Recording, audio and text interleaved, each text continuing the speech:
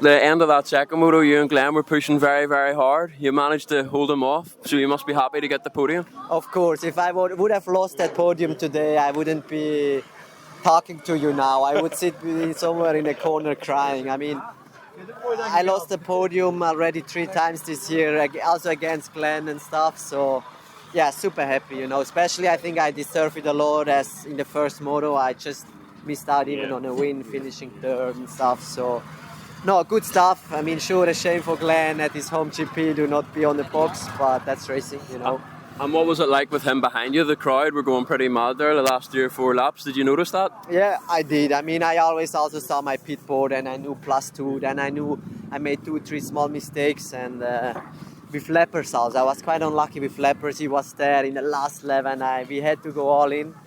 But I made it happen, and that's what is counting, So, yeah, super happy with that. And just on your season, how would you reflect on it? Maybe a slow start, but I think now you're maybe in the best spot you've been after winning last weekend and backing that up with a podium. A podium in MXGP isn't exactly easy, so... No, especially now. Most of the guys are back, Everybody is there wanting those first 2, 3, 4 spots, So... Sure, I'm in a good shape now. I was in the same kind of shape in the beginning of the year, but the crash in Argentina was a big setback and took me a while to get going again. Also what happened in Switzerland, hitting my head and stuff. But yeah, I'm back there, and I know I can also do it all the season if things go my way, And it seems very intense at the front because, like you said, everyone's back and a mistake can cost you, like we've seen with that first moto. So as well as showing good speed, it's important to be consistent, I think, as well as getting good starts. There's a lot to it. Yeah, you have to be very consistent. You see every moto. I mean, me, Jorge and Romain are, I think, a little better than anyone at the moment. You see, we share the podium a lot, I think every time this year I've been on the podium, they have been with me. But that doesn't mean we are that much better than the others because, like we said, it's tough. I mean, Jeffrey was coming back, unfortunately injured himself. But Tim is coming back, Maxime slowly, Glenn is also not far off. So, yeah, it's MXGP. It's the consistency is key, especially starts, first few laps, no mistakes.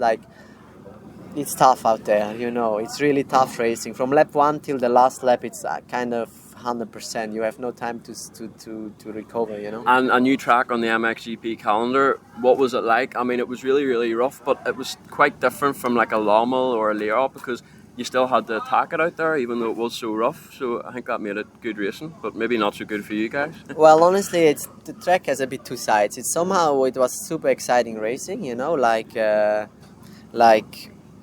for you guys to watch, I think awesome races all day. The viewing wasn't so good, but yeah, I think you couldn't see much of the track, but the racing itself was pretty cool. For riding, it was quite technical and tricky and stuff, but also sketchy because it's such a fast kind of sand track. For some reason, the layout and all is super fast and a little bit one line, but still, luckily it's sand and it's about physical condition, who wins in the end. So you can still make the difference and you can pass here, even though it's pretty much one line. But I think it's a track worth having an MXGP, and I think it's important to come to the Netherlands as well. Yeah, of course, you could see the fans. I mean, incredible. So busy today. The Dutch fans, special fans, but they love it, So that's what we need in our sport. And 3 rounds to go. Any specific plans during the 3 rounds, and what track are you looking forward to the most out of the last 3? Honestly, the last 2 are my favorite tracks. I mean, Turkey is hard pack. I'm good on that stuff too. Last year I was almost winning as well. And then the last 2, I'm like, wow, that's gonna be my tracks. I love that hard pack, old school, up and down hill jumps. That's what I love. So I'm really looking forward to those kind of tracks. And Motocross the Nations, are you looking forward to it representing Switzerland and taking on the AMA guys? Obviously, Jet's getting a lot of hype this season, and rightly so, but I think maybe people forget how quick you guys are going too. And of course, you'll get to see your buddy Hunter there as well. Yeah, that's cool. I'm looking forward to that, to spend some time with Hunter, and even beside racing and also racing. But yeah, the nation is always something special. Sure, I will line up for Team Switzerland. I'm looking forward to that also. I mean, the French crowd is always one of the best. It's going to be another level, I think. Crazy stuff. And yeah, Chet has a big hype, but let's see what he brings, what he can do in Europe, because you cannot forget that things are different over here, you know. I mean, we went to the US last year and they had a bit of an advantage with bike setup. Okay, in the end, anyways, it was a model, so that never really matters then. But this year they come to our tracks and let's see what they can do. But sure, Chad, I mean, you can definitely see the level he's at now. He can be fast everywhere. It's gonna be tricky to beat him, but I'm looking forward to race him, you know.